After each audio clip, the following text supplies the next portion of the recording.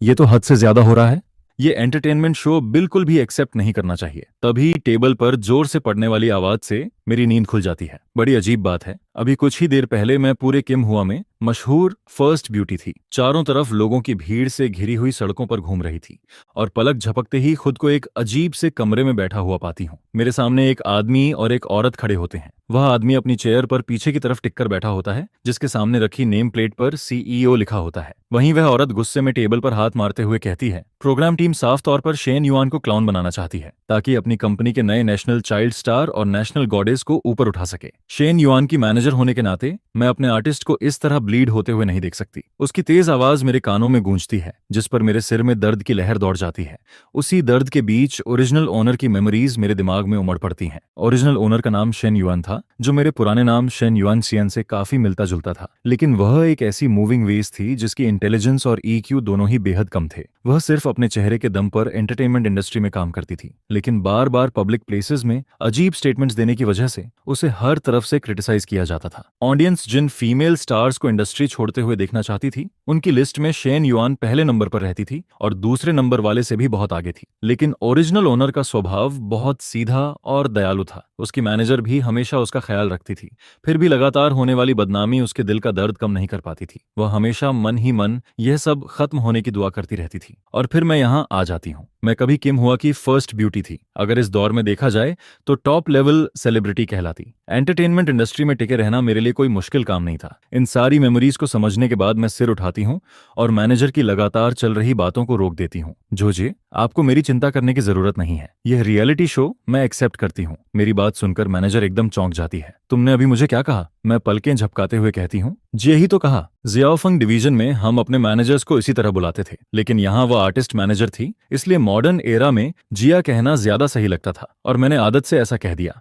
उसके चेहरे पर अभी भी थोड़ा सरप्राइजेस दिखाई देता है। मेरे जैसी आर्टिस्ट की मैनेजर होना उसके लिए घाटे का सौदा नहीं होगा। आखिर उसका आर्टिस्ट अब समझदार हो चुका था। वह सिर हिलाकर कहती है, ठीक है, तुम जो चाहे बुला सकती हो, लेकिन शेन युआन, सच सच बताओ, क्या तुमने अच्छी तरह सोच लिया है? जिस पर वह आगे कहती है, यह रियलिटी शो एक सेलिब्रिटी डेटिंग शो है। 3 लड़के और 3 लड़कियां एक हफ्ते तक साथ रहेंगे। कैमरा पूरे 24 घंटे तुम्हारी तरफ रहेगा। तुम्हारी हर कमी ऑडियंस के सामने आ जाएगी। क्या तुम सच में हैंडल कर पाओगी? कैमरा क्या होता है? मैं ओरिजिनल ओनर की मेमोरीज में खोजने लगती हूँ। वहां मुझे कुछ ब्लैक बॉक्सेस जैसी चीजें याद आती हैं, जिन्हें देखकर मुझे कुछ खास डरावना नहीं लगता। मैं मुस्कुराते हुए कहती हूँ, चिंता मत कीजिए, क्या यह सिर्फ एक्टिंग नहीं है? जिस पर मैं हल्की मुस्कान देती हूँ। आखिर मेरी ब्यूटी क्वीन वाली पूरी लाइफ ही एक लंबी एक्टिंग रही है। एक्टिंग तो कब की मेरी हड्डियों तक में बस चुकी है। मैनेजर यह सुनकर राहत की सांस लेती है। वैसे भी शेन युआन पहले से ही बदनाम थी। एक और कंट्रोवर्सी जुड़ जाने से कोई खास फर्क नहीं पड़ता था। इसके बाद वह कहती है, और इस बार के तीनों मेल गेस्ट्स भी बहुत बड़े नाम हैं। एक मूवी एम्परर, एक किंग सिंगर और एक टॉप ट्रैफिक आइडल। ये लाइनअप सच में कमाल का है। वह आगे बताती है, अगर प्रोग्राम टीम को 2 फीमेल गेस्ट्स को चमकाने के लिए किसी बैकग्राउंड कैरेक्टर की जरूरत ना होती तो ऐसा मौका शेन युआन तक कभी नहीं पहुंचता। इससे पहले कई यंग एक्ट्रेसेस इस जगह के लिए लड़ चुकी थीं। यह कहते हुए वह मुझे दिलासा देती है, शेन युआन, रिलैक्स करो। बैड रेप्यूटेशन भी पॉपुलैरिटी ही होती है। कम से कम नोबॉडी होने से तो बेहतर है। मैं सिर हिलाते हुए कहती हूँ, मैं समझ गई। इस दौर में सिर्फ फीमेल ब्यूटीज ही नहीं, मेल ब्यूटीज भी होती हैं। पुरुष और महिलाएं साथ आकर चर्चा पैदा करते हैं। अगर कुछ रोमांटिक पोएट्री जैसी बातें भी फैला दी जाएं तो पॉपुलैरिटी और भी बढ़ जाती है। हमारे दौर में तो ये सब बहुत पुरानी ट्रिक्स थीं। जैसे ब्यूटी कंपटीशन से पहले यह खबर फैलाई जाती थी कि किस नोबलमैन या प्रिंस ने किस लड़की में दिलचस्पी दिखाई है, जिससे उसकी वैल्यू तुरंत बढ़ जाती थी। मॉडर्न लैंग्वेज में इसे हाइप या पीआर कहा जाता है। मेरे लिए यह कोई नई बात नहीं थी, लेकिन जोजिए अब भी परेशान थी। अगर तुम सच में जाना चाहती हो तो तियान तियान से सावधान रहना। वह बाहर से स्वीट और हेल्पफुल बनने का नाटक करती है, लेकिन असल में ऊपर वालों की चापलूसी और नीचे वालों को दबाने में माहिर है। इस बार वह जरूर तुम्हारे ऊपर चढ़कर आगे बढ़ना चाहेगी। यह सुनकर मेरे होंठों पर हल्की मुस्कान आ जाती है और चेहरे पर ठंडापन उतर आता है। ऐसी छोटी मोटी ट्रिक्स चिंता करने लायक नहीं है। मैं शेन युआन कभी मिनिस्ट्री ऑफ राइट्स के मिनिस्टर की लेजिटिमेट डॉटर थी। बचपन से poetry, literature, music, chess, painting और कैलीग्राफी में पली बढ़ी थी। लेकिन किस्मत ने करवट ली और एक कन्फिस्केशन ऑर्डर ने सब कुछ छीन लिया। मैं आसमान से गिरकर मिट्टी में आ गई। एक क्रिमिनल ऑफिशियल की फैमिली मेंबर बनकर जियाओफंग डिवीजन भेज दी गई। दूसरों को वह जगह नरक लगती थी, लेकिन मैंने उसी मेकअप हाउस को अपना बैटलफील्ड बना लिया। पिछले 10 सालों में मैंने अनगिनत लोगों के चेहरे पढ़े, म्यूजिक और बैंकेट के बीच इंसानों के दिलों को समझा। अनगिनत स्कीम्स और स्ट्रगल्स को पार करते हुए आखिरकार किम हुआ की फर्स्ट ब्यूटी बन गई। जिंदगी के उतार चढ़ाव मैं बहुत पहले देख चुकी हूँ। जो इंसान कीचड़ में खिलना सीख चुका हो वह इस छोटे से स्क्रीन से क्यों डरेगा? रियलिटी शो एक्सेप्ट करने के कुछ दिनों बाद मैं घर से बाहर नहीं निकलती। पूरा समय इस नए दौर को समझने में लगाती हूँ। झाओ जिये द्वारा छोड़ा गया स्मार्टफोन मेरे लिए दुनिया को देखने की खिड़की बन जाता है। मैं उस चमकती स्क्रीन पर उंगलियां चलाना सीखती हूँ। शुरुआत में बहुत अनाड़ी होती हूँ, लेकिन धीरे धीरे प्रैक्टिस के साथ सब सीख जाती हूँ। बिल्कुल वैसे ही जैसे कभी जियाओफंग डिवीजन में पहली बार म्यूजिकल इंस्ट्रूमेंट बजाना सीखा था। मुझे मानना पड़ता है कि यह सचमुच एक बिल्कुल नई दुनिया है। इसी दौरान एक चीज मेरा ध्यान खींचती है।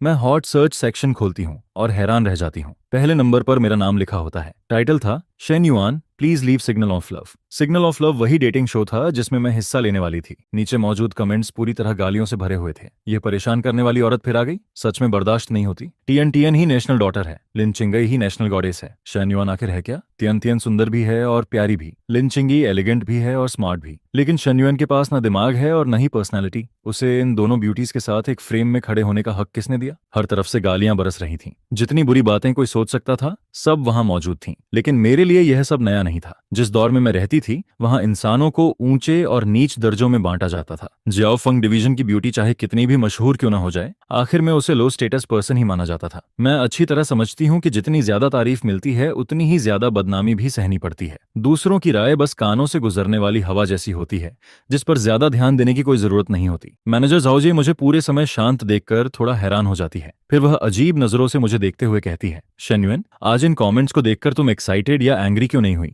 जिस पर मैं मुस्कुराकर कहती हूँ, ऑनर और शेम दोनों को समान भाव से लेना चाहिए। यह तो हमारे प्रोफेशन की बेसिक क्वालिटी है। मेरी बात सुनकर झो जिये की आंखें फैल जाती हैं। शेन युआन, तुमने अभी पूरी पोएट्री सही सही बोल दी, और वो भी बिल्कुल सही मौके पर। यह तो सच में आसान बात नहीं है। फिर वह आगे कहती है, इतने सालों में तुम या तो पोएट्री के शब्द गलत बोलती थीं या फिर गलत जगह इस्तेमाल करती थीं, जिसकी वजह से न जाने कितनी कंट्रोवर्सीज खड़ी हुई। यह सुनकर वह राहत की सांस लेती है। बहुत अच्छा, बस इसी स्टेट को बनाए रखना। चाहे इस डेटिंग शो में कोई बॉयफ्रेंड मिले या ना मिले, लेकिन कम से कम कोई नया स्कैंडल मत बना देना। मैं मन ही मन हल्का सा मुस्कुराती हूँ। ऐसा कैसे हो सकता है? मेरा लक्ष्य तो उन सभी को अपने इन्फ्लुएंस में लेना है। इसके बाद मैं अपना सामान पैक करती हूँ और शूटिंग लोकेशन के लिए निकल पड़ती हूँ। वह शहर के बाहर बनी एक 3 मंजिला विला होती है। जैसे ही मैं वहां पहुंचती हूँ, बाकी सभी लोग पहले से इकट्ठा बैठे होते हैं, जिस पर कैमरा के लाइव कमेंट्स अचानक तेजी से चलने लगते हैं। क्या यह सच में शेन युआन है? मुझे क्यों लग रहा है कि वह बदल गई है? अचानक उसमें कोई क्लासिकल ऑनर दिखाई दे रही है। नहीं, ये सिर्फ स्टाइलिंग का असर होगा। वैसे अच्छा हुआ वह लेट आई। कम से कम बाकी मेल और फीमेल गेस्ट्स को बॉन्डिंग बनाने का समय मिल गया। तभी तियान तियान मुस्कुराते हुए मेरी तरफ देखती है। युआन युआन, आज तुम सच में बहुत सुंदर लग रही हो। लगता है घर पर तैयार होने में काफी समय लगाया होगा। जिस पर वह आगे कहती है, लगता है हमारे तीनों मेल गेस्ट्स को तुम बहुत इंपॉर्टेंस देती हो। ऊपर से यह तारीफ लग रही थी, लेकिन असल में वह ताना मार रही थी कि मैं अपनी ब्यूटी का इस्तेमाल करके लोगों को अट्रैक्ट करना चाहती हूँ, इसलिए लेट आई हूँ। मैं शांत स्वर में जवाब देती हूँ, तैयार होने में समय लगने की बात ही नहीं है। अगर मैं बिना मेकअप के भी आती तब भी इसी समय पहुंचती। फिर मैं आगे कहती हूँ, मुझे बाकी लोगों से अलग टाइमिंग बताई गई थी, इसलिए मैं एक कदम लेट पहुंची। लेकिन शेन युआन की बैड रेप्यूटेशन लोगों के दिलों में बहुत गहराई तक बैठ चुकी थी। मैं चाहे जो भी कहूँ, नेटिजन्स उसे सिर्फ एक्सक्यूज ही मानते, जिस पर मैं चुपचाप मुड़ जाती हूँ और उसे इग्नोर कर देती हूँ।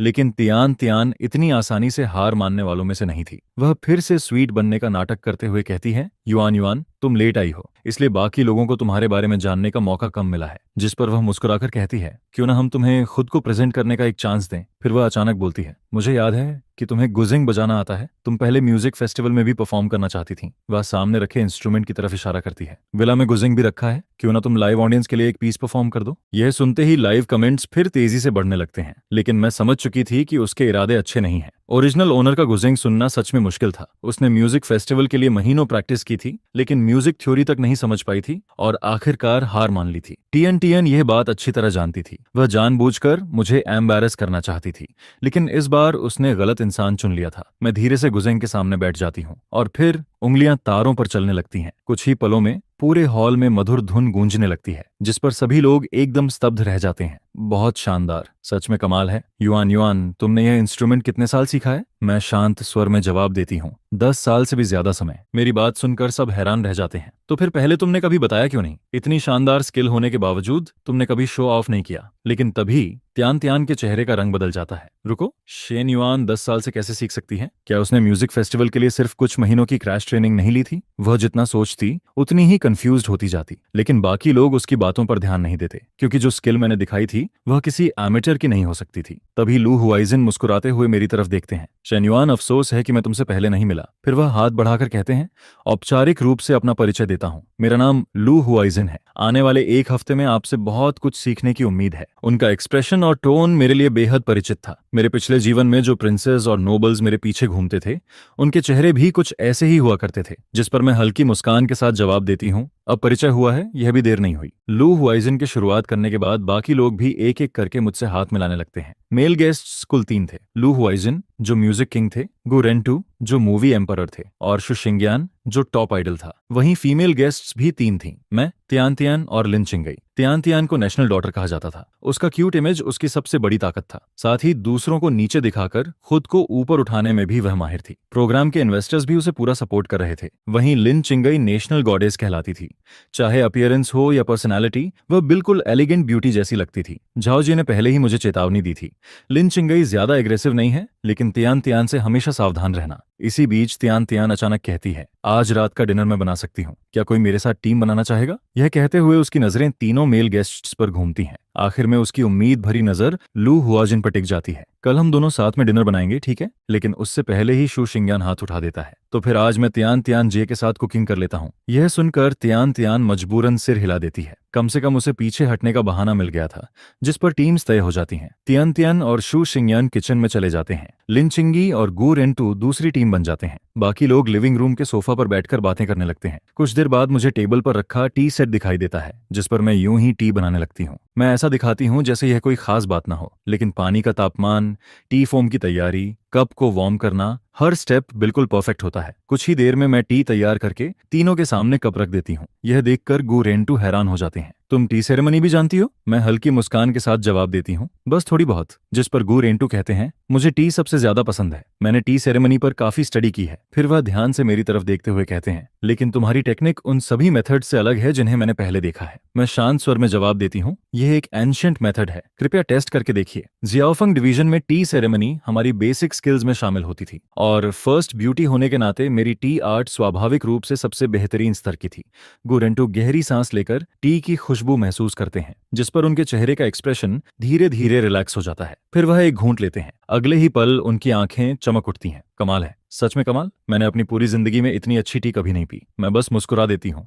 इस रिएक्शन पर मुझे कोई हैरानी नहीं होती। टी सेरेमनी को आर्ट इसलिए कहा जाता है क्योंकि उसमें अनगिनत गहराइयां छिपी होती हैं। एक छोटी सी गलती भी पूरी टेस्ट बदल देती है। यह देखकर लू हुआजिन और लिन चिंगई भी कप उठा लेते हैं। कुछ देर बाद लिन चिंगई आश्चर्य से कहती है, मुझे टी की ज्यादा समझ नहीं है, लेकिन यह सच में बहुत फ्रैग्रेंट और डिलीशियस है। फिर वह मुस्कुराकर कहती है, युआन युआन, तुम सच में हिडन ट्रेजर हो। आखिर तुम्हारे पास और कितनी स्किल्स हैं जिनके बारे में हम नहीं जानते। जितनी ज्यादा तारीफ मिलती है, उतना ही इंसान को विनम्र रहना चाहिए। जिस पर मैं कुछ नहीं कहती, बस चुपचाप उनके कप दोबारा भर देती हूँ। लेकिन गुरेंटू की आंखों में अब साफ दिखाई दे रहा था कि उनकी इंटरेस्ट मेरे प्रति तेजी से बढ़ चुकी थी। शेन युआन, तुमने टी सेरेमनी कहाँ सीखी? जिस पर गुरेंटू उत्सुकता से पूछते हैं, अगर सिर्फ मूवीज में एक्टिंग करने के लिए सीखी होती तो इतनी प्रोफेशनल लेवल तक पहुंचने की जरूरत नहीं पड़ती, है ना? मैं हल्की मुस्कान के साथ जवाब देती हूँ, मैंने लुयू सर से सीख हासिल की थी। उन्होंने अपनी पूरी जिंदगी टी को ही समर्पित कर दी थी। टी सेरेमनी में जो थोड़ा बहुत मुझे आता है, वह सब उन्हीं की वजह से है। यह सुनकर लू हुआजिन थोड़ा चौंक जाते हैं। लुयू, क्या संयोग है? फिर वह मुस्कुराकर कहते हैं, उनका नाम तांग डायनेस्टी के टी स्कॉलर लुयू से बिल्कुल मिलता है। मैं थोड़ा हैरान होकर पूछती हूँ, तांग डायनेस्टी में भी कोई टी स्कॉलर था? जिस पर गुरेंटू तुरंत जवाब देते हैं, बिल्कुल। मास्टर लुयू को टी इमॉर्टल कहा जाता था। उन्हें टी सेंट और टी गॉड के रूप में भी सम्मान दिया जाता है। दुनिया की पहली T research book, T classic, उन्हीं के द्वारा लिखी गई थी। यह सुनकर मैं सचमुच हैरान हो जाती हूँ, इतने महान थे क्या? जिस पर लू हुआजिन हंसते हुए कहते हैं, अगर तुम्हारे मास्टर का नाम भी लुयू था तो वह भी जरूर कोई असाधारण इंसान रहे होंगे। मैं सिर्फ मुस्कुरा देती हूँ और कोई जवाब नहीं देती, लेकिन मन ही मन सोचती हूँ, क्या ऐसा भी हो सकता है कि मेरे मास्टर वही टांग डायनेस्टी वाले लुयू हों जब मास्टर जीवित थे तब भी उन्हें कई पोएट्स टी इमॉर्टल कहकर बुलाते थे। बस उस समय तक उन्होंने टी क्लासिक पूरी नहीं लिखी थी। यह सोचकर मुझे थोड़ा गर्व महसूस होता है। कौन जानता था कि भविष्य में उनकी फेम इतनी दूर तक फैल जाएगी। अगर कभी मुझे वापस अपने समय में लौटने का मौका मिला तो मैं यह बात उन्हें जरूर बताऊंगी। यह सुनकर वह बहुत खुश होंगे। जिस पर गुरेंटू लगातार मेरी टी सेरेमनी की तारीफ करते रहते हैं।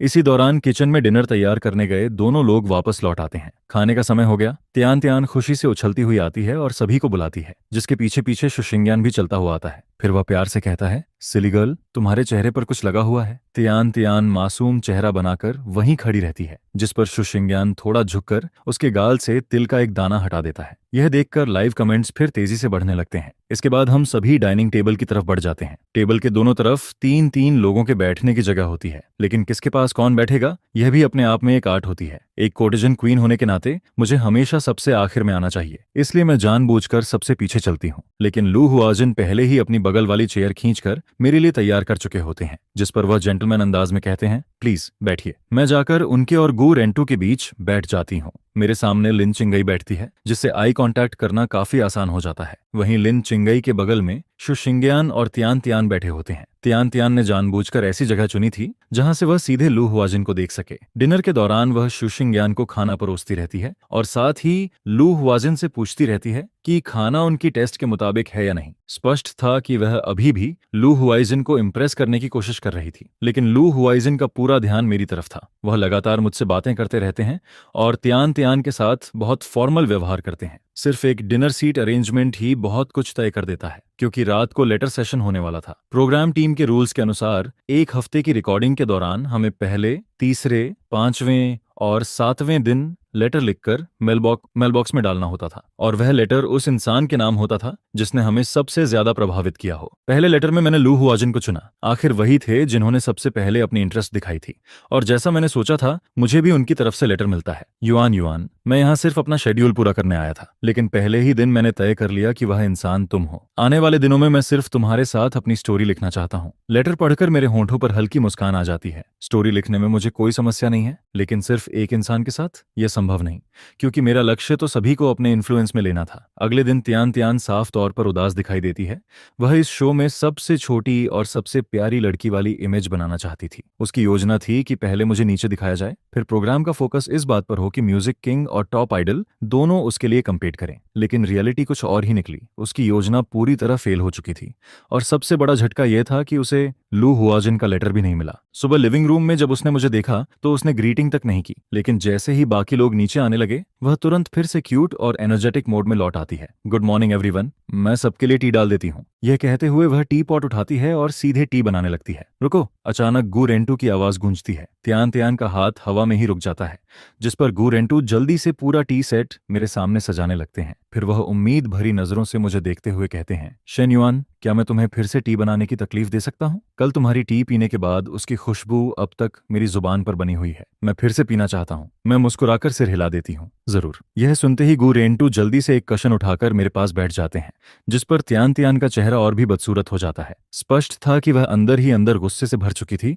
तभी लिन चिंगी सीढ़ियों से नीचे उतरती है, जिस पर त्यान त्यान जानबूझकर ऊंची आवाज में कहती है, युआन युआन, तुम और ब्रदर गो दोनों टी सेरेमनी जानते हो? तुम दोनों साथ में कितने अच्छे लगते हो। फिर वह मासूमियत से आंखें झपकाती है। काश तुम दोनों पहले मिल गए होते। शायद टी के कारण बहुत पहले ही कपल बन गए होते और डेटिंग शो में आने की जरूरत ही नहीं पड़ती। ये सुनते ही माहौल अजीब हो जाता है। लिन चिंगई का चेहरा और भी पीला पड़ जाता है। उसका सेल्फ रिस्पेक्ट उसे वहां और खड़े रहने नहीं देता, जिस पर वह चुपचाप लिविंग रूम छोड़कर विला के बाहर चली जाती है। लाइव कमेंट्स तुरंत भर जाते हैं। क्विंगे अकेली चली गई। गुरेंटू को उसके पीछे जाना चाहिए, आखिर वह उनकी पार्टनर है। लेकिन इस समय गुरेंटू का पूरा ध्यान टी सेट पर था। उन्हें लिन चिंगई के जाने का एहसास तक नहीं होता। मुझे थोड़ी चिंता होने लगती है। अभी जब लिन चिंगई नीचे आई थी तभी उसका चेहरा ठीक नहीं लग रहा था। वह पहले से ही अस्वस्थ दिखाई दे रही थी और बाहर धूप बहुत तेज थी। अगर वह ऐसे ही बाहर घूमती रही तो उसकी हालत और खराब हो सकती थी। इसी बीच टी तैयार हो जाती है। मैं जल्दी से टी कप्स भरती हूँ, फिर एक बहाना बनाकर उठ जाती हूँ। मुझे थोड़ा काम याद आ गया है, यह कहकर मैं वहां से निकल जाती हूँ। कुछ देर खोजने के बाद मुझे विला के बाहर बने फ्लावर हाउस में लिन चिंगई दिखाई देती है।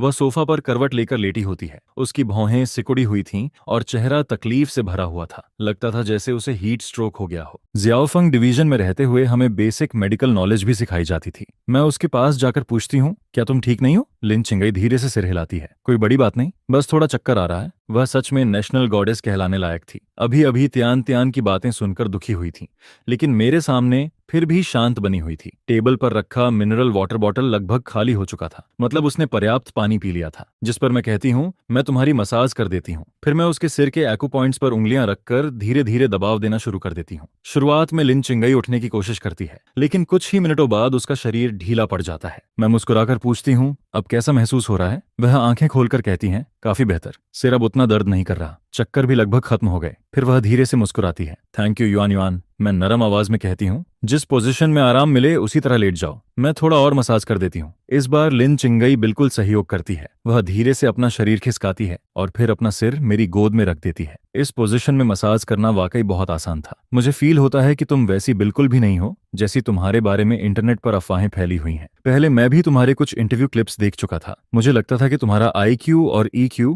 दोनों ही काफी कम है और तुम थोड़ी शर्मीली टाइप की हो, लेकिन वो सिर्फ मेरा प्रिज्यूडिस था। आखिर इंसान है, समय के साथ हर कोई बदलता है। कौन ऐसा होता है जो शुरू से ही हर चीज को परफेक्टली हैंडल कर लेता है? लोग तो बस बहुत सारी मुश्किलों और उतार चढ़ावों से गुजरने के बाद ही धीरे धीरे खुद को बेहतर बनाते हैं। जिस पर मैं सोचता हूँ कि तुम आज इतनी काम और कंपोज्ड बन पाई हो, तो जाहिर है कि तुमने भी पहले काफी कुछ झेला होगा। तभी तो तुम इतनी आसानी से लोगों और हालातों को समझ पाती हो, चाहे बात हो या काम। यूएन सच में कमाल है। मैं अपने पुराने प्रिज्यूडिस के लिए तुमसे माफी मांगता हूँ। उधर लाइव स्ट्रीम के कमेंट्स अभी भी जमकर बहस कर रहे होते हैं, जिस पर बाकी लोग भी फ्लावर रूम तक पहुंच जाते हैं। फिर कोई पूछता है, फियन ह्यूएन, तुम दोनों यहाँ क्या कर रहे हो? जिस पर वे कहते हैं, तुम दोनों काफी देर से वापस नहीं आए, इसलिए सब लोग परेशान हो रहे थे। फिर फियन ह्यूएन जवाब देती है, अभी थोड़ी देर पहले मुझे हल्का सा सनस्ट्रोक हो गया था। शाम उयन ने मेरी मसाज की और अब मैं काफी बेहतर फील कर रही हूँ। यह सुनकर उसे कुछ याद आता है और वह कहती है, वैसे शाम उयन ट्रेडिशनल मेडिसिन टेक्निक्स भी काफी अच्छी तरह जानती है। मुझे तो ऐसा फील होता है जैसे मेरे सिर की सारी मेरिडियंस खुल गई हों। अब पूरा शरीर काफी हल्का लग रहा है। जिस पर कोई हैरानी से कहता है, अन्ने, इतना मैजिकल है क्या? फिर वेन बोलता है, इन दिनों मेरा सिर भी अक्सर भारी रहता है, क्या तुम मेरी भी थोड़ी मसाज कर सकती हो? जिसके जवाब में मैं सिर हिलाकर मना कर देती हूँ और कहती हूँ, सिर भारी होने के कई कारण हो सकते हैं। हर चीज मसाज से ठीक नहीं होती। तुम्हें पहले क्लिनिक जाकर चेकअप करवाना चाहिए, फिर सही ट्रीटमेंट लेना चाहिए। मैं अच्छी तरह समझती हूँ कि सबके सामने लूक हुई काम की मसाज करने का क्या मतलब होगा। ऐसा करना बहुत ज्यादा इंटीमेट लगेगा और अभी हालात भी पूरी तरह क्लियर नहीं है, इसलिए मैं साफ मना कर देती हूँ। जिस पर लूक हुई काम के चेहरे पर साफ डिसअपॉइंटमेंट दिखाई देती है। तभी दीम दीम अचानक बीच में आ जाती है। वह कहती है, अनहा हुई काम सिर्फ शोल्डर मसाज ही तो करनी है। मैंने भी थोड़ी सी सीखी हुई है। मेरी पिछली मूवी में मैं एक मसाज थेरेपिस्ट का रोल निभा चुकी हूँ। अगर चाहो तो मैंने तुम्हारे शोल्डर्स दबा सकती हूँ। यह सुनते ही लूक हुई काम का चेहरा तुरंत अजीब सा हो जाता है और उसका मूड भी विजिबल खराब हो जाता है। उधर कमेंट्स देखने वाले लोग भी हैरान रह जाते हैं। सच में स्पीचलेस हूँ। क्या डीएन के दिमाग में कोई प्रॉब्लम है? किंग ऑफ सॉन्ग्स तो शाम उयेन से मसाज करवाकर रिलेशनशिप बिल्ड करना चाहता था। तुम ऐसा करोगी तो उसे पूरी तरह खो दोगी। तभी मुझे याद आता है कि आज डिनर तैयार करने की बारी मेरी और उयेन की है। जिस पर मैं तुरंत कहती हूँ, उयेन चलो जल्दी चलते हैं, नहीं तो आज रात सबको भूखा रहना पड़ेगा। लेकिन प्रॉब्लम यह होती है कि मुझे खाना बनाना बिल्कुल नहीं आता। मैं अभी लूक हुई काम को सच बताने ही वाली होती हूँ कि मुझे कुकिंग नहीं आती, तभी वह मुझसे पहले आगे बढ़कर मुझे डाइनिंग टेबल के पास बैठा देता है। फिर वह कहता है, तुम बस यहाँ बैठो, कुछ मत करो, तुम्हारी उंगलियां गुजेंग बजाने के लिए बनी हैं, किचन के कामों के लिए नहीं। जिस पर मैं मुस्कुराकर कहती हूँ, तो फिर मैं यहीं बैठकर तुमसे बातें करती हूँ। यह सुनकर लूक हुई काम खुशी से मुस्कुरा देता है। फिर वह एप्रन पहनता है और मेरी तरफ पीठ कर लेता है।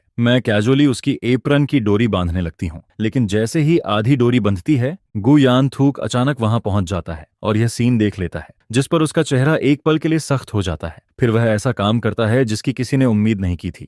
वह जानबूझकर मेरे और लूक होई काम के बीच से निकलता है और सीधे फ्रिज से वाटरमेलन का एक टुकड़ा निकाल लेता है। लेकिन बात वहीं खत्म नहीं होती। वह फिर हम दोनों की तरफ देखकर कहता है, यह वाटरमेलन मैं आज सुबह बाहर से खरीद कर लाया था, तुम दोनों भी थोड़ा खा लो। जिस पर मैं कहती हूँ, डिनर का समय होने वाला है, मैं नहीं खाऊंगी। वह हल्की मुस्कान के साथ जवाब देता है, सही बात है, नहीं तो बाद में तुम और शम उयेन जो खाना बनाओगे वह खाया नहीं जाएगा। इसके बाद वह वाटरमेलन वापस फ्रिज में रख देता है। फिर एक बार और हमारे बीच से गुजरता है और वहां से चला जाता है। लेकिन स्क्रीन के सामने बैठे ऑडियंस इस शॉकिंग सीन को कैसे मिस कर सकते थे? इस छोटे से इंटरप्शन के बाद लूक हुई काम का अच्छा मूड साफ तौर पर प्रभावित हो जाता है। फिर डिनर शुरू होता है। सीटिंग अरेंजमेंट कल जैसा ही रहता है, लेकिन फर्क ये होता है कि गु यान थूक लगातार मेरा ख्याल रखता है और बार बार मेरे लिए खाना सर्व करता रहता है। जिस पर लूक हुई काम के अंदर जेलसी बढ़ती जाती है, जबकि मैं पूरे समय बेहद काम रहती हूँ। आखिर दो लोग ही क्यों, अगर 10 लोग भी आ जाएं तब भी मैं बिल्कुल नर्वस नहीं होंगी। इस तरह एक और दिन बीत जाता है और हम 6 लोगों के रिश्तों में काफी बदलाव आने लगते हैं। असल टर्निंग पॉइंट तीसरे दिन आता है। उस दिन लू खोई काम और लाम थान ये किसी शेड्यूल की वजह से बाहर चले जाते हैं।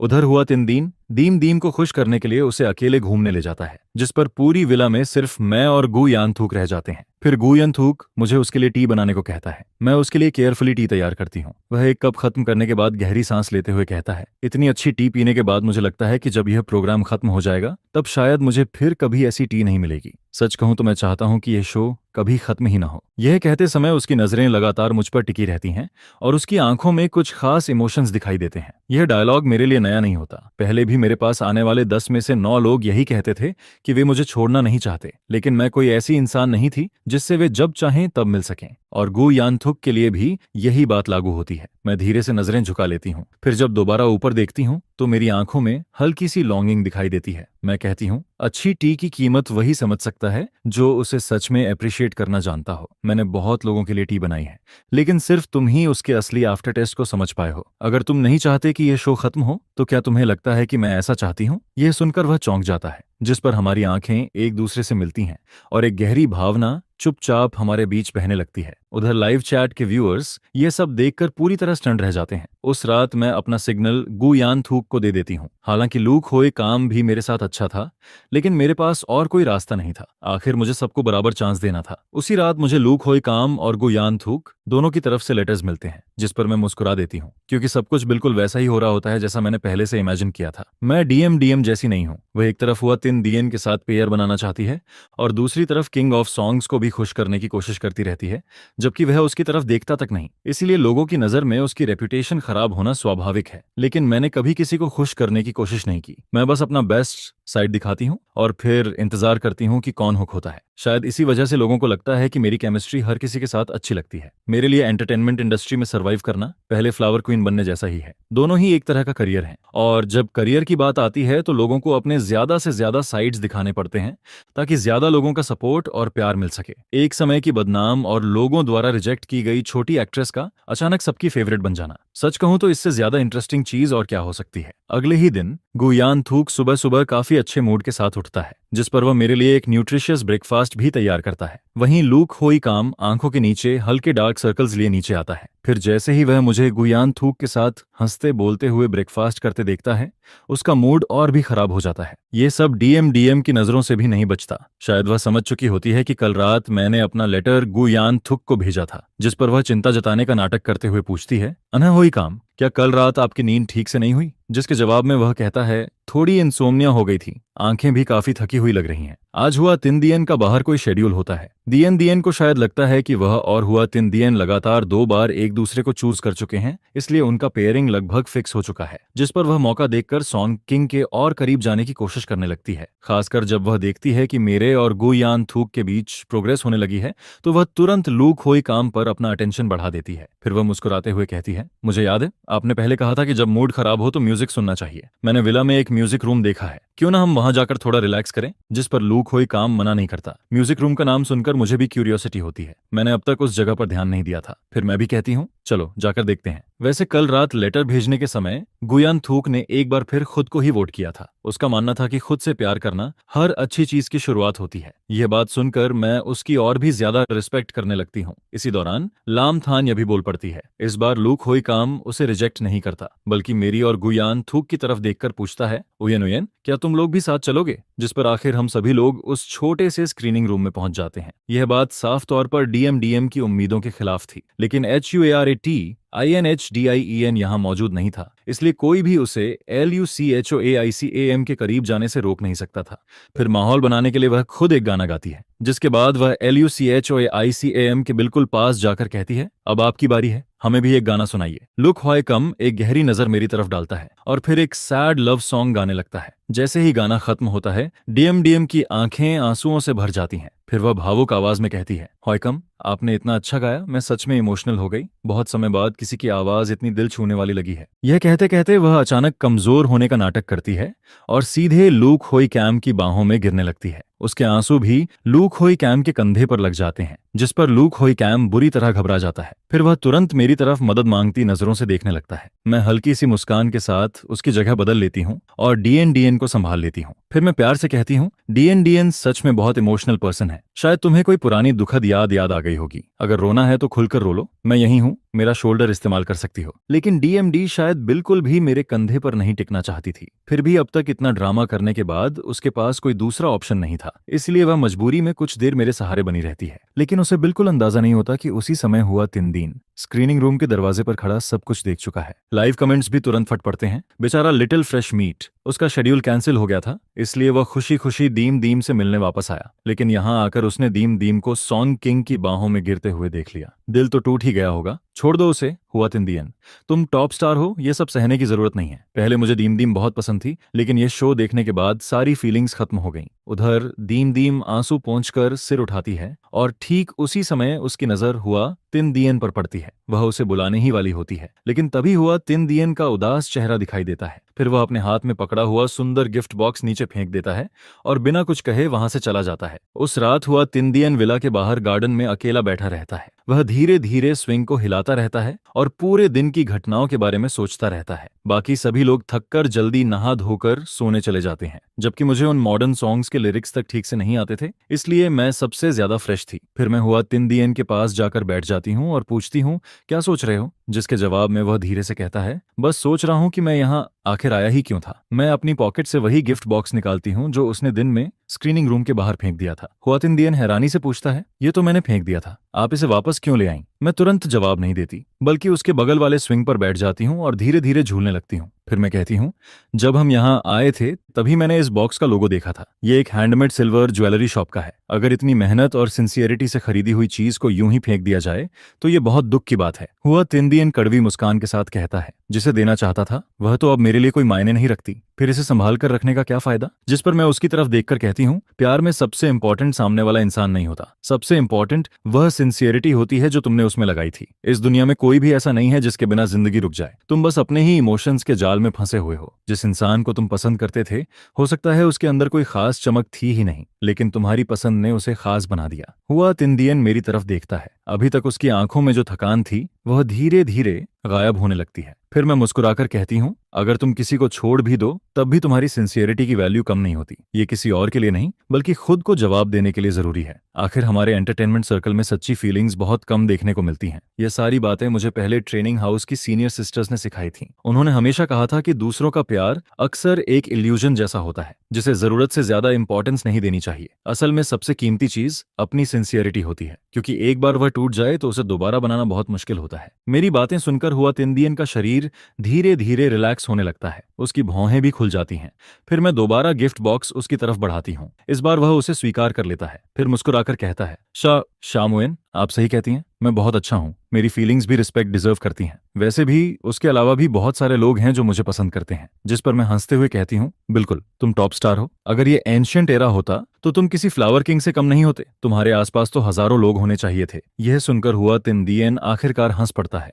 उसकी आंखें चमकने लगती हैं और वह काफी देर तक मुझे देखता रहता है। उधर लाइव कमेंट्स अचानक एक्सप्लोड हो जाते हैं। अरे ये क्या हो रहा है? इस पेयर की केमिस्ट्री तो खतरनाक है। बिग सिस्टर और लिटिल ब्रदर वाली पेयरिंग सच में बेस्ट है। अगर मैं उदास होता और कोई इतनी खूबसूरत लड़की मुझे ऐसे कंफर्ट करती तो शायद मैं भी दिल हार बैठता। कंग्रेचुलेशंस हुआ तिनदियन, तुम सफरिंग से बाहर आ गए। अब सीधे सिस्टर उयन उयन की टीम में शामिल हो जाओ। शाम उयन कोई किताब कब लिख रही है? हैंडसम यंग बॉयज को कैसे अट्रैक्ट करें नाम की किताब आए तो मैं सबसे पहले खरीदूंगा। लेकिन इन कमेंट्स पर न मैं ध्यान देती हूँ न हुआ तिनदियन। हम दोनों देर रात तक बातें करते रहते हैं। स्विंग धीरे धीरे झूलता रहता है, रात की हवा बहती रहती है और पूरा माहौल किसी परफेक्ट सीन की तरह लगता है। फिर अगली सुबह मैं थोड़ी देर से उठती हूँ, लेकिन जैसे ही नीचे आती हूँ 3 जोड़ी गर्मजोशी भरी नजरें एक साथ मेरी तरफ उठ जाती हैं। उयन उयन, ये ब्रेकफास्ट मैंने तुम्हारे लिए बनाया है। जैसे ही ये आवाज सुनाई देती है मैं सामने देखती हूँ। लूक हुई काम, गुयान थूक और हुआ तिनदियन तीनों एक लाइन में खड़े होते हैं, जिस पर टोंग थान हैरानी से यह बात कह उठती है। डाइनिंग टेबल पर पहले से ही 3 अलग अलग ब्रेकफास्ट सेट रखे होते हैं। कुछ चाइनीज स्टाइल के होते हैं तो कुछ वेस्टर्न स्टाइल के।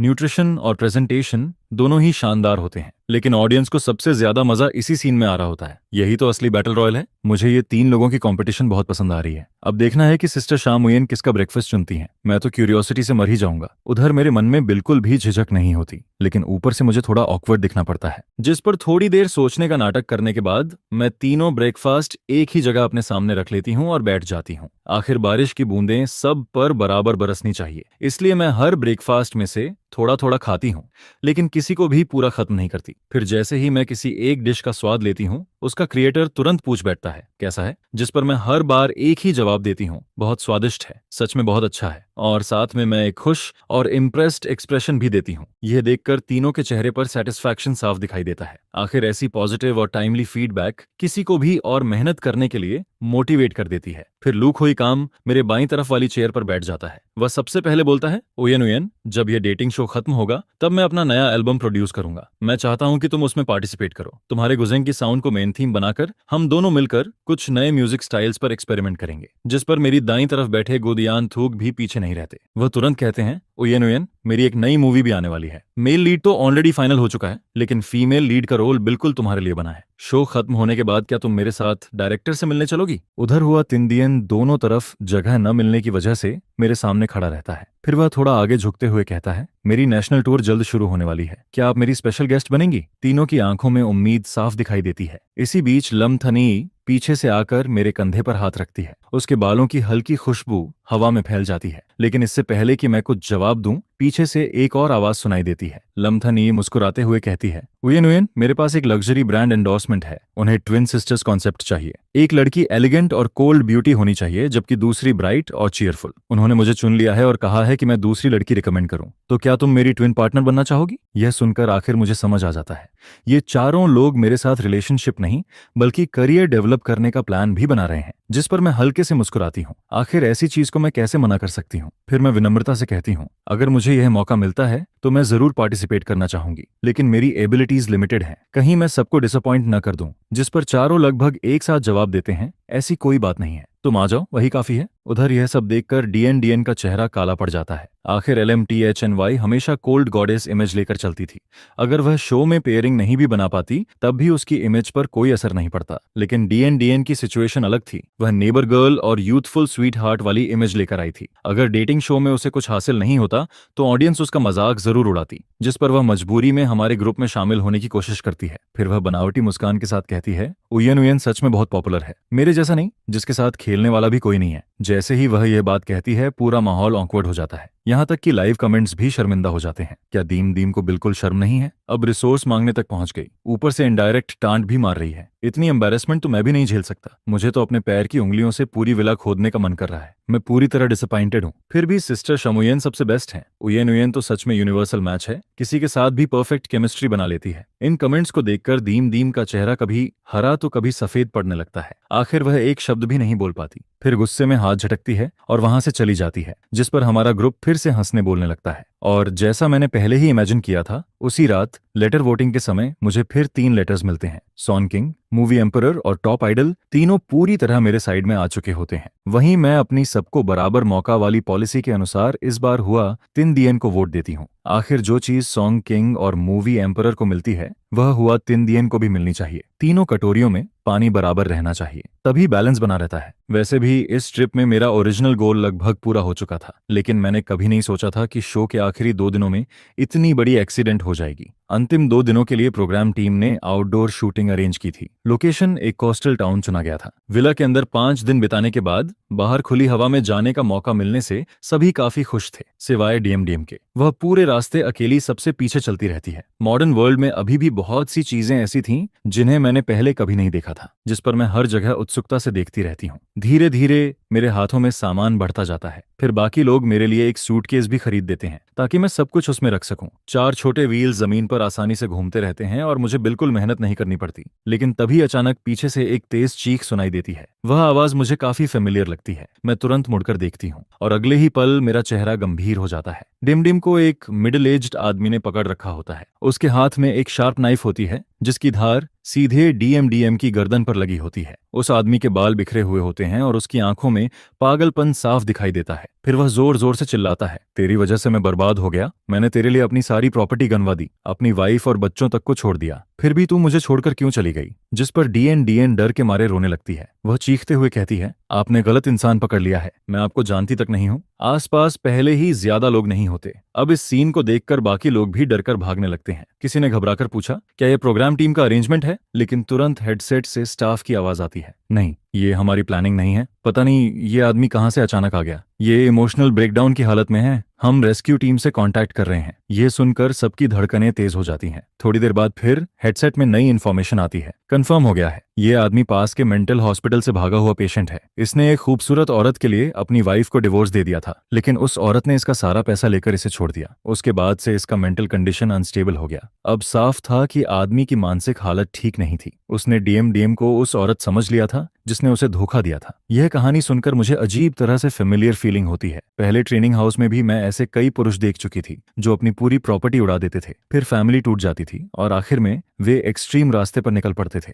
यहाँ तक कि कुछ लोग तो मेरे साथ मरने मारने की बात भी करने लगते थे। ऐसे लोगों से निपटने का अनुभव मुझे पहले से था। अगर इस मुसीबत को हमेशा के लिए खत्म करना है तो मुझे तो बा के साथ मिलकर वही पुराना नाटक खेलना पड़ता। लेकिन यह मॉडर्न टाइम था और सामने वाला इंसान भी एक मेंटली अनस्टेबल आदमी था, जिस पर मेरे मन में यह सवाल उठता है कि क्या पुराना तरीका अब भी काम करेगा या नहीं। इसी सोच के साथ मेरी हथेलियों में ठंडा पसीना निकलना शुरू हो जाता है। आखिरकार मैं हिम्मत जुटाकर ईयरपीस में पूछती हूँ कि उस आदमी का नाम क्या है, जिसके जवाब में बताया जाता है सब लोग उसे डोइन सरनेम से बुलाते हैं, लेकिन उसका पूरा नाम अभी तक किसी को नहीं पता चला है। एक बोर्ड तैयार रखी गई है और पुलिस भी उस पर इंतजार कर रही है। पुलिस? यह सुनकर कोई पूछता है, शामुएन तुम आखिर करने क्या वाली हो? लेकिन मेरे पास विस्तार से समझाने का समय नहीं था, जिस पर मैं जल्दी से वांग यिंग दी और उस यंग आइडल लड़के को निर्देश देती हूँ, थोड़ी देर बाद तुम दोनों मेरे बड़े भाई और छोटे भाई का रोल निभाओगे।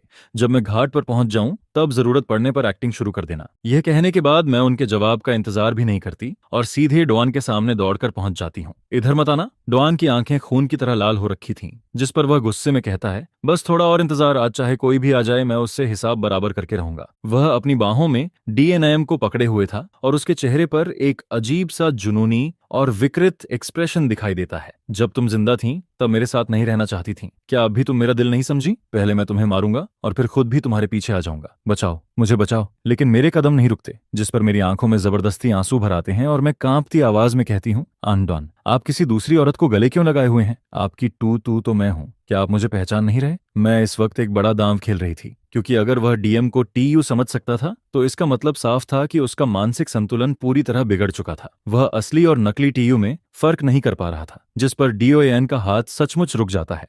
वह सिर उठाकर मेरी तरफ देखने लगता है। ANHDOAN, मैं आपको ढूंढते ढूंढते कितनी परेशान हुई हूँ। आप आखिर कहाँ चले गए थे और इतने दुबले क्यों हो गए हैं? मैं उसे बिना पलक झपकाए देखती हूँ। मेरी आंखों में दर्द, ममता और प्यार भरा हुआ दिखाई देता है, जिस पर डॉन की आंखों में उलझन तैरने लगती है। वह पहले डीएम को देखता है, फिर मेरी तरफ देखता है। तुम ही तो तू हो? अगर मैं नहीं हूं तो फिर कौन है? मैं धीरे धीरे उसकी तरफ बढ़ती हूं और साथ ही उसे शांत भी करती रहती हूं। अनहदवान, मुझे पता है आप मुझसे नाराज हैं, लेकिन उस समय मेरा जाना मजबूरी था। मेरे भाइयों ने मुझे जबरदस्ती घर ले जाकर एक बूढ़े आदमी को बेचने का फैसला कर लिया था, ताकि उन्हें शादी के लिए पैसे मिल सकें। इससे पहले मेरी बड़ी बहन को भी एक अपाहिज आदमी के हाथ बेच दिया गया था। उसके बाद मेरी बारी आने वाली थी, जिस पर मैं रोती हुई आगे कहती हूँ, उन्होंने मुझे घर में बंद कर दिया था, हाथ पैरों में जंजीरें डाल दी थीं। मैं अपनी जान जोखिम में डालकर वहां से भागी थी। मेरा इरादा तो आपके पास आने का था, लेकिन यहां आकर देखा कि आपके पास कोई दूसरी औरत मौजूद है। मेरी आंखों से आंसू बहने लगते हैं। यह देखकर डोआन का दिल थोड़ा नरम पड़ता है, लेकिन फिर भी वह डीएम को पूरी तरह नहीं छोड़ता। तू मत रो, मैं तुमसे प्यार करता हूँ, मैं सिर्फ तुमसे प्यार करता हूँ। अगर प्यार करते हो तो फिर किसी और को गले क्यों लगाया हुआ है? क्या आप मुझे धोखा दे रहे हैं? मुझे लगता है कि अब सही मौका आ गया है, जिस पर मैं हल्का सा लड़खड़ाकर उसके सीने पर गिर जाती हूँ। मेरे आंसू उसके कपड़ों पर गिरने लगते हैं। मुझे खुद अपनी तरफ आते देखकर डॉन आखिरकार डीएम को छोड़ देता है और मुझे कसकर अपनी बाहों में भर लेता है, लेकिन उसकी पकड़ में मौजूद चाकू अब भी ढीला नहीं पड़ता, बल्कि वह और भी ज्यादा मेरी गर्दन के करीब आ जाता है, जिस पर वह धीमी आवाज में कहता है, शमुएन, अब मेरे पास पैसे नहीं बचे हैं, मैं तुम्हें अच्छी जिंदगी नहीं दे सकता और तुम्हारे भाई भी हमें साथ नहीं रहने देंगे, इसलिए क्यों ना हम यहीं सब खत्म कर दें। जिंदगी में साथ नहीं रह सके तो कम से कम मौत में तो साथ रहेंगे। यह सुनकर भी मैं खुद को शांत रखती हूँ। जब मुझे यकीन हो जाता है कि डीएन को स्टाफ सुरक्षित जगह ले गया है, तब मैं उसके माथे का पसीना पोंछती हूँ और कहती हूँ, अगर आप कोई गलत कदम उठाओगे तो मैं भी उसका बोझ आपके साथ उठाऊंगी। लेकिन मेरे भोले ANHDOJAN, आप इतने काबिल इंसान होकर भी सिर्फ थोड़ी सी मुश्किल की वजह से हार मानने की बात कैसे सोच सकते हो? जिस पर मैं आगे कहती हूँ, मैं अपना पूरा सामान और सारी जमा पूंजी लेकर यहाँ आई हूँ। मेरा इरादा आपके साथ पूरी जिंदगी बिताने का है, लेकिन आप तो उल्टा मरने की बात कर रहे हो। क्या आपको मेरे सच्चे प्यार की जरा भी कदर नहीं? तुम सच में पैसे लेकर आई हो? बिल्कुल। मैं उस सूटकेस की तरफ इशारा करती हूँ जो वांग यिंगदी और उस यंग आइडल लड़के ने मेरे लिए खरीदा था। पहले जब मैं यह नाटक खेलती थी तब एक छोटा सा थैला साथ रखती थी ताकि ऐसा लगे जैसे मैं उसके साथ भागने के लिए तैयार हूँ। लेकिन इस बार थैला नहीं था, इसलिए मैंने सूटकेस का इस्तेमाल कर लिया। इसमें इतना पैसा है कि हम काफी समय तक आराम से रह सकते हैं। बाद में हम दोनों मिलकर मेहनत करेंगे, फिर अच्छे दिनों की क्या कमी होगी। हम बहुत दूर किसी शहर में चले जाएंगे जहां मेरे भाई कभी हमें ढूंढ नहीं पाएंगे। अमीर हो या गरीब, इससे कोई फर्क नहीं पड़ता। मैंने आपको चुन लिया है। मैं पूरी जिंदगी आपके साथ रहना चाहती हूँ। यह सुनकर डॉन लंबे समय तक मुझे देखता रहता है। तू सच में ऐसा सोचती हो? जिस पर मैं आंखों में आंसू लिए सिर हिला देती हूँ। अगले ही पल वह मुझे और कसकर गले लगा लेता है। मुझे पता था कि तुम सच में मुझसे प्यार करती हो। तुम्हारे लिए मैंने अपनी पत्नी और बच्चों तक को छोड़ दिया, और अब लगता है कि वह सब बेकार नहीं गया। वह इतना भावुक हो जाता है कि उसके मुंह से शब्द तक नहीं निकलते। उसी समय मेरे ईयर पीस में प्रोग्राम टीम की आवाज सुनाई देती है। शाम यूएन, जैसा तुमने कहा था, पुलिस समुद्र किनारे वाली बोट पर तैयार खड़ी है। सबसे नजदीक पियर नंबर 3 है। मैं हल्का सा सिर हिला देती हूँ, जिस पर मैं दोआन के होंठों पर उंगली रखकर कहती हूँ, अन दोआन, अभी इन बातों का समय नहीं है। आपके दिल की बात मैं समझती हूँ, लेकिन मेरे भाई अब तक जान चुके होंगे कि मैं गायब हूँ। वे मुझे हर जगह ढूंढ रहे होंगे। सबसे जरूरी बात यह है कि हमें अभी यहाँ से निकलना होगा। मैं आगे कहती हूँ, मैंने पता किया है कि पियर नंबर 3 से एक जहाज दूसरे शहर के लिए रवाना होने वाला है। हमें जल्दी करनी चाहिए, नहीं तो मेरे निर्दयी भाई और वह छोटा भाई मुझे वापस ले जाएंगे। ठीक है, ठीक है। इस वक्त तक डोआन पूरी तरह मेरी बातों के असर में आ चुका था, जिस पर वह सूटकेस उठाता है और मेरे साथ पियर नंबर 3 की तरफ बढ़ने लगता है। लेकिन इतनी दूर आने के बाद भी उसके हाथ का चाकू जरा भी ढीला नहीं पड़ता। इसी वजह से प्रोग्राम टीम और पुलिस कोई जल्दबाजी नहीं करती। उन्हें डर था कि कहीं वह अचानक उग्र होकर मुझे नुकसान न पहुंचा दे। करीब 5 मिनट बाद हम दोनों पियर नंबर 3 पर पहुंच जाते हैं। तभी पीछे से एक जोरदार आवाज गूंजती है, तुम दोनों वहीं रुक जाओ। आवाज सुनते ही मैं राहत की सांस लेती हूँ, क्योंकि यह साफ तौर पर गु यानशु की आवाज थी। लगता था कि वे लोग हमारी सारी बातचीत सुन चुके थे और पूरी स्थिति समझ गए थे, जिस पर डोआन का शरीर झटके से कांप जाता है। वह तुरंत पीछे मुड़कर देखता है। वहां गुयानशु, लू हुआई जिन और शु शिंगयान गुस्से से हमारी तरफ बढ़ रहे थे। उनके पीछे प्रोग्राम टीम के कई पुरुष कर्मचारी भी थे, जिनके हाथों में डंडे मौजूद थे। अपने किरदार को असली दिखाने के लिए उन्होंने जानबूझकर चेहरे पर गहरा मेकअप लगाया था, जिससे वे धूप और बारिश झेलने वाले सख्त लोगों जैसे दिखाई दे रहे थे। छोटी बहन, क्या तुम घर का सामान चुराकर सिर्फ इस आदमी के साथ भागने के लिए आई हो? जिस पर गुयानशु गुस्से में कहता है, ये आदमी खुद बर्बादी के किनारे खड़ा है, आखिर ये तुम्हें क्या दे सकता है? जल्दी हमारे साथ घर चलो। जिस पर शु शिंगयान भी छोटे भाई का रोल निभाते हुए आगे आता है और कहता है, दीदी प्लीज बड़े भाई की बात मान लो। हमने आपके लिए शादी भी तय कर दी है। वह बूढ़ा आदमी पैसे वाला भी है और पावरफुल भी। अगर आप उससे शादी कर लोगी तो जिंदगी भर आराम से रहोगी। मैं तो अब भी से आपके दहेज के पैसों का इंतजार कर रहा हूँ ताकि अपनी शादी कर सकूं। वहीं लू हुआई जिन, जो सब में सबसे बड़ा था, अपने कंधे पर डंडा रखते हुए धमकी देता है, अगर अब भी तुम्हारी अक्ल ठिकाने नहीं आई तो फिर हमें बेरहम होने का दोष मत देना। यह कहते ही पूरा ग्रुप गुस्से में हमारी तरफ बढ़ने लगता है, जिसे देखकर डॉन लगातार पीछे हटने लगता है। उस पल मुझे ऐसा फील होता है जैसे मैं फिर से जाओ फुंग ताई के दिनों में लौट आई हूँ। बस फर्क इतना था कि तब तू बीए अपने लोगों को लेकर नाटक में साथ देता था, जबकि आज उसकी जगह ये लोग खड़े थे। जिस पर मैं भी पुराने स्क्रिप्ट के हिसाब से एक्टिंग जारी रखती हूँ। सब खत्म हो गया। मेरे भाइयों को हमारे बारे में पता चल गया। अब तो हमारी जिंदगी बर्बाद हो जाएगी। मैं घबराई हुई आवाज में आगे कहती हूँ, मेरे तीनों भाई खतरनाक लोग हैं। बड़ा भाई गैर कानूनी धंधे करता है, दूसरा भाई लोगों से जबरदस्ती कर्ज वसूलता है, और मेरा छोटा भाई तो पहले जेल तक जा चुका है। अब हम क्या करेंगे? डॉन पूरी तरह घबरा जाता है। उसके चेहरे पर साफ दिखाई देता है कि उसे समझ नहीं आ रहा कि अब क्या करना चाहिए। मैंने एक पल के लिए सोचा था कि इसी मौके का फायदा उठाकर भाग जाऊं, लेकिन उसके हाथ में पकड़ा हुआ चाकू अब भी कसकर जकड़ा हुआ था, जिस पर मैं कोई जोखिम नहीं ले सकती थी।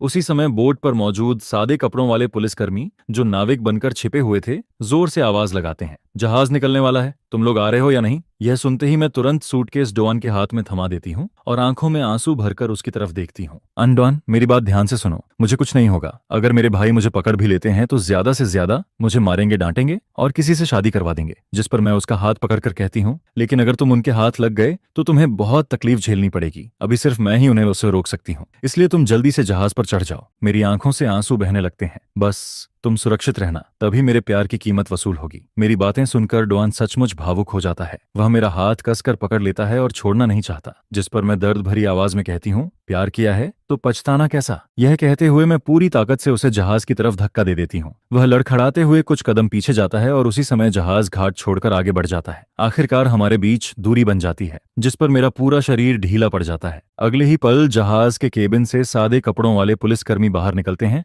और तुरंत डोएन को दबोच लेते हैं। दूर से वह मुझे घूरता रहता है। पहले उसकी आंखों में उलझन दिखाई देती है, फिर हैरानी और आखिर में भयानक गुस्सा। लेकिन अब उसका मुझसे कोई लेना देना नहीं था। मैं बिना पीछे देखे मुड़ जाती हूँ और यहीं आकर यह खतरनाक और अफरा तफरी से भरा नाटक आखिरकार खत्म हो जाता है। पूरा घटनाक्रम कैमरे में रिकॉर्ड हो चुका था और दर्शकों ने भी कुछ नहीं छोड़ा था। बहुत डरावना था। थोड़ा सा भी इधर उधर होता तो बड़ा हादसा हो सकता था। शुक्र है शमुयेन ने हिम्मत दिखाई। क्या यही असली साइकोलॉजिकल मास्टर कहलाती है? उस आदमी का दिमाग तो पूरी तरह घुमा दिया। मैं शमुयेन की बहादुरी की बहुत इज्जत करता हूँ, लेकिन दीदी प्लीज ये स्किल मुझे भी सिखा दो। और वांग यिंगदी और यंग आइडल भी कमाल के थे। सबने मिलकर जो एक्टिंग की है वह शानदार थी। मैं शामुयेन से माफी मांगता हूँ। पहले मैंने गलत बातें कही थी। आज से मैं उनका पक्का फैन हूँ। मैं भी। उधर कमेंट सेक्शन में दीम दीम शुरू से आखिर तक सब देख रही थी। जब उसने देखा कि मैं आखिरकार सुरक्षित हूँ तो उसकी आंखें लाल हो जाती हैं, जिस पर वह रोते हुए दौड़कर मेरे गले लग जाती है। उयेन उयेन, मुझे माफ कर दो, मुझसे गलती हो गई। वह जोर जोर से रोने लगती है। आंसू और नाक दोनों बह रहे थे और उसका शरीर अब भी कांप रहा था। आखिर वह भी सिर्फ एक कमजोर और मासूम लड़की ही थी। मैं समझती थी कि वह क्या कहना चाहती है और मैं यह भी समझती थी कि उसने ऐसा क्यों किया, क्योंकि जाओफुंग ती में रहते हुए मैं ऐसी कई लड़कियों को देख चुकी थी जो छोटी छोटी चालें चलती थीं। लेकिन ऐसी ट्रिक्स के सामने बस सच समझ लेना काफी होता है। हर बात का हिसाब बराबर करना जरूरी नहीं होता, क्योंकि जो सच में मजबूत होते हैं उन्हें खुद को अच्छा फील कराने के लिए दूसरों को कुचलने की जरूरत नहीं पड़ती। कोई बात नहीं, सब खत्म हो गया। इतनी बड़ी घटना के बाद मेरी मैनेजर झाओ बुरी तरह घबरा गई थी, जिस पर वह प्रोग्राम खत्म होने का भी इंतजार नहीं करती और मुझे सीधे हॉस्पिटल ले जाने की जिद करने लगती है। कई तरह के बड़े और छोटे चेकअप पूरे होने के बाद प्रोग्राम की रिकॉर्डिंग भी खत्म हो जाती है। लेकिन प्रोग्राम टीम का प्रभारी एक खास चीज लेकर मेरे पास आता है। वह फाइनल रिजल्ट था। उसने बताया कि आखिरी लेटर सिलेक्शन के दौरान बाकी 5 लोगों ने बिना किसी चर्चा के एक ही फैसला लिया। सभी ने अपना लेटर मुझे दिया था। यह इस डेटिंग शो के इतिहास में पहली बार हुआ था, जिस पर वह सारे लेटर्स मेरे हाथ में सौंप देता है। मैं एक एक करके उन्हें खोलती हूँ। लू हुआइजिन ने लिखा था, मैं बहुत लकी रहा। प्रोग्राम के पहले ही दिन मुझे वह इंसान मिल गया जिसे मैं पसंद करता था। और आखिर में मैं सिर्फ इतना कहना चाहता हूँ कि मेरी नजर वाकई बहुत अच्छी है। तुमसे मिलना इस शो की सबसे बड़ी खुशी थी। इसके बाद गु यानशु का लेटर था। शुरुआत में मुझे तुम्हारी बनाई हुई चाय पसंद आई थी, लेकिन बाद में तुम्हारी पर्सनैलिटी ने मुझे और ज्यादा आकर्षित किया। उम्मीद है कि एक दिन तुम मेरी स्टोरी की हीरोइन बनोगी। फिर से शिंगयान का लेटर था। उस रात आपने जो बातें कही थीं, मैं उन्हें हमेशा याद रखूंगा। प्यार में सबसे जरूरी सामने वाला इंसान नहीं, बल्कि वह सच्चाई है जो हम उसमें लगाते हैं।